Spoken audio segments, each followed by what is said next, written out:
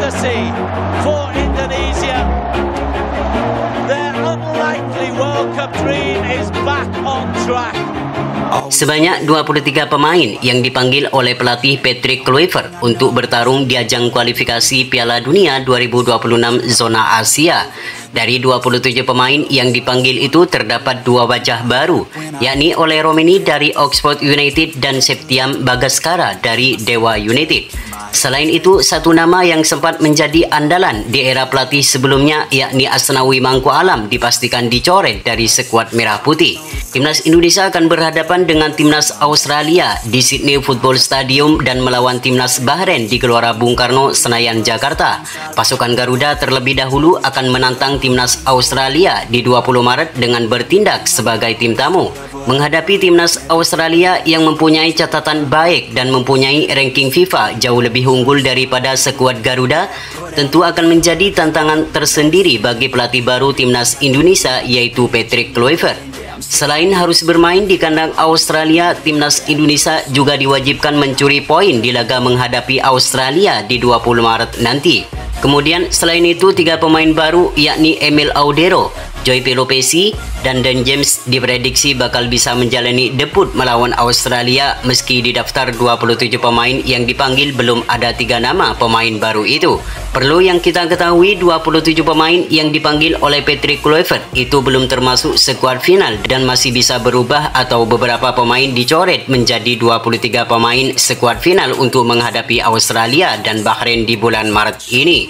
Lantas seperti apakah strategi yang bakal digunakan oleh pelatih asal Belanda itu ketika menghadapi Timnas Australia nanti? Dan berikut ini merupakan prediksi line up yang berpotensi bakal digunakan oleh Patrick Kluivert untuk menghadapi Timnas Australia di matchday ke-7 round ketiga kualifikasi Piala Dunia 2026 zona Asia. Menghadapi Timnas Australia nanti, Patrick Kluivert dipastikan akan memasang formasi andalannya, yakni 4-2-3-1. Dengan penjaga gawang akan ditempati oleh Martin Paes. Penampilan Martin Paes sejak debut dengan Timnas Indonesia memang begitu memukau. Tanpa adanya Martin Paes, belum tentu Timnas Indonesia bisa melaju sejauh ini di putaran ketiga ini. Kiper terbaik di Liga Amerika ini akan tetap menjadi andalan di bawah Mister meski nantinya ada Emil Audero di skuad Merah Putih. Ketenangan yang dimiliki serta komunikasi yang sangat baik di lini belakang akan memberikan keuntungan bagi Timnas Indonesia ketika mendapat gempuran dari pemain lawan. Dan pastinya dengan adanya Emil Audero ini, Martin Paes akan lebih bekerja keras untuk tetap menjadi pilihan utama di skuad Garuda. Sementara untuk sektor lini pertahanan tengah, pastinya Miss Hilger dan Jaices akan menjadi andalan Patrick Kluivert untuk mengawal Martin Paes dari serangan Australia.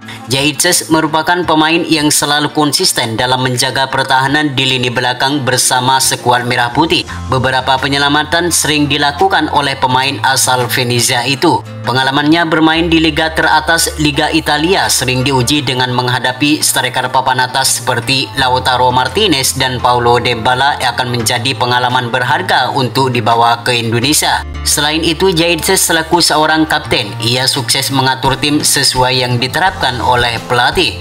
Sedangkan Miss Hilger akan kembali memperkuat Timnas Indonesia setelah di 2 laga terakhir sempat absen karena mengalami cedera. Ia akan berduet dengan Jaices untuk mengawal Martin Paes dari serangan Australia yang dinilai mempunyai kecepatan dan permainan yang keras. Ia akan bekerja keras dan membantu Timnas Indonesia meraih kemenangan dan bisa melaju ke babak selanjutnya. Selanjutnya pada posisi bek kanan, nama Kevin Dix sudah dipastikan akan mengamankan posisi ini. Usai hanya tampil 40 menit pada debutnya melawan Timnas Jepang, Kevin Dix terpaksa harus ditarik keluar dan tidak dapat melanjutkan pertandingan berikutnya akibat cedera yang cukup parah.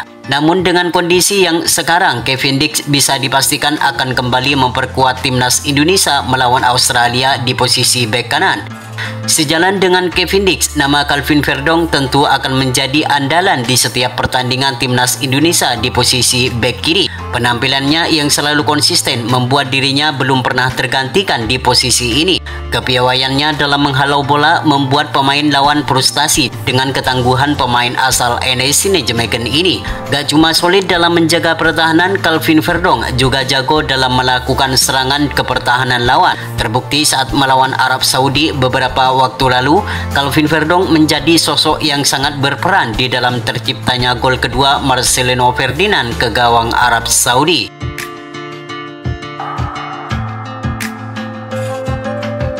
Sementara untuk sektor gelandang tengah, Patrick Kluivert akan memasang nama Tom Haye, Joy Pelopesi, dan Marcelino Ferdinand.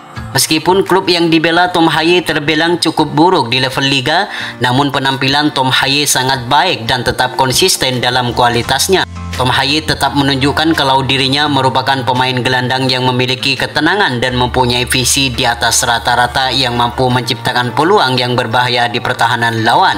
Sedangkan Joy Pelopesi kemungkinan akan menjalani debut saat menghadapi timnas Australia di 20 Maret mendatang. Pemain berpengalaman yang saat ini bermain di Liga Belanda akan menjadi salah satu gelandang pengangkut air bagi timnas Indonesia untuk memotong serangan balik yang cepat kemungkinan bakal dilakukan oleh pemain Australia. Dengan postur tubuh yang sangat besar, maka sudah tentu Pelopesi akan menjadi tembok yang kokoh di lini tengah timnas Indonesia. Sedangkan Marcelino Ferdinand kemungkinan akan menjadi salah satu pemain lokal satu-satunya yang akan mengamankan posisinya di sebelah susunan pemain timnas Indonesia menghadapi Australia.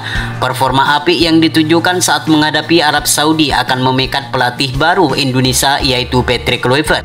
Dengan mempunyai kepercayaan diri yang tinggi dan ketenangan dalam melakukan keputusan, maka bisa dipastikan Marcelino Ferdinand akan dipilih sebagai starter saat menghadapi Australia di bulan Maret mendatang. Selanjutnya untuk sektor penyerangan, nama Egy Maulana Fikri dan Eliano Renders nampaknya akan dimasukkan ke skuad inti saat melawan Australia nanti. Performa apik yang ditunjukkan bersama klubnya Dewa United di Liga 1 membuat nama Egy akan dibawa Patrick Kluivert untuk menghadapi Australia nanti. Gak cuma itu saja, Egy juga merupakan salah satu top skor di Liga 1 dengan mencetak 10 gol bersama Dewa United. Tentu dengan hal ini akan menjadi pertimbangan bagi Patrick Kluivert selaku pelatih timnas Indonesia untuk memasang Egy Maulana Fikri sebagai starter saat melawan Australia di bulan Maret nanti.